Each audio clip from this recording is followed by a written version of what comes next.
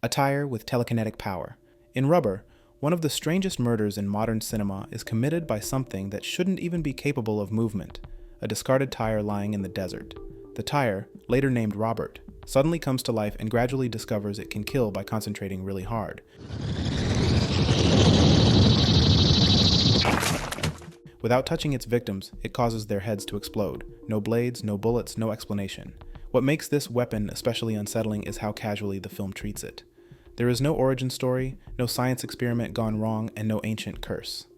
The tire doesn't ask why it exists or where its powers came from. It simply figures out it can kill people and decides to keep doing it. The movie presents this with complete seriousness, which somehow makes it even funnier. A tire is meant to get you from point A to point B, not to turn nearby humans into red mist. And yet, Rubber commits fully to the idea, suggesting that sometimes danger doesn't need a motive, a plan, or even a brain, just a really strong sense of focus and absolutely no concern for logic. A frozen leg of lamb. In Lamb to the Slaughter, an ordinary quiet kitchen becomes the setting for a sudden and deeply unsettling murder. After her husband calmly tells her that he is leaving, Mary Maloney does not react with rage or hysteria.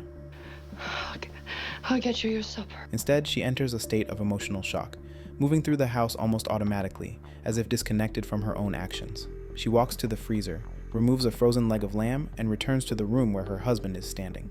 Without warning or hesitation, she strikes him on the head, killing him instantly. The weapon itself is not designed to be deadly. It is simply frozen solid. Its effectiveness comes from its weight, hardness, and the element of complete surprise. What makes this murder especially disturbing is not just the act itself, but what follows. After realizing what she has done, Mary regains control with remarkable composure. She places the leg of lamb in the oven and later serves it to the police officers investigating her husband's death. Why don't you help yourself to some of this, too? By doing so, she destroys the murder weapon in plain sight, turning an ordinary meal into a perfect cover. A pencil. In The Dark Knight, one of the most shocking and memorable murders happens not because of gore, but because of how simple and sudden it is. During a meeting between Gotham's crime bosses, the Joker interrupts the negotiation by placing an ordinary yellow pencil upright on the table, calling it a magic trick, and casually downplaying what is about to happen. When one of the mob's men rushes him, the Joker grabs the man and slams his head down onto the pencil. The impact drives the pencil into his eye and skull, killing him instantly, a microwave oven. In Gremlins, one of the most memorable kills comes from a place associated with convenience, not violence, the kitchen. When one of the gremlins causes chaos inside a suburban home, it is eventually forced into a microwave oven. The door is shut, the timer is turned, and the appliance is used exactly as designed, just with lethal intent. The gremlin panics as the microwave runs, and moments later it explodes, ending the threat in a shockingly final way. A lawnmower. In Dead Alive, also released as Brain Dead, one of the most outrageous mass killings in horror history is carried out with a piece of basic gardening equipment. As a room fills with attacking zombies, Lionel straps a lawnmower to his chest and charges forward, turning a quiet household tool into a rotating wall of destruction. The lawnmower isn't altered or enhanced. It's doing exactly what lawnmowers are designed to do, just not on grass. The spinning blades tear through bodies in seconds, mowing down zombies in an exaggerated spray of gore.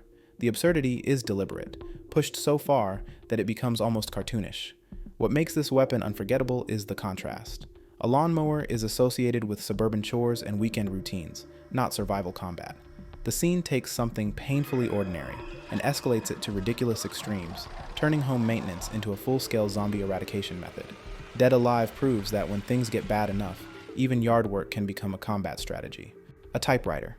In Misery, one of the most memorable acts of violence comes from an object usually associated with creativity and writing, a heavy typewriter. During a desperate struggle, Paul Sheldon uses the typewriter to strike Annie Wilkes, his captor, turning a tool of storytelling into a blunt force weapon. The typewriter itself is unmodified and ordinary. It's just heavy, solid, and completely capable of delivering a serious blow. What makes this scene striking is the irony. A tool meant for writing is used to fight for survival. A wood chipper.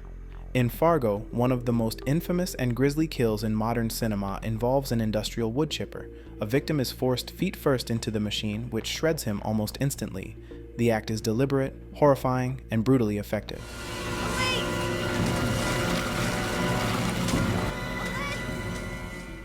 A pogo stick.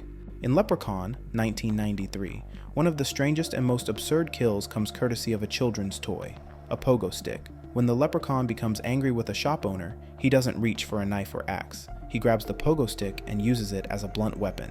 The kill is both shocking and ridiculous. A toy designed for harmless bouncing is turned into an improvised murder device, demonstrating the film's over-the-top, darkly comedic approach to violence.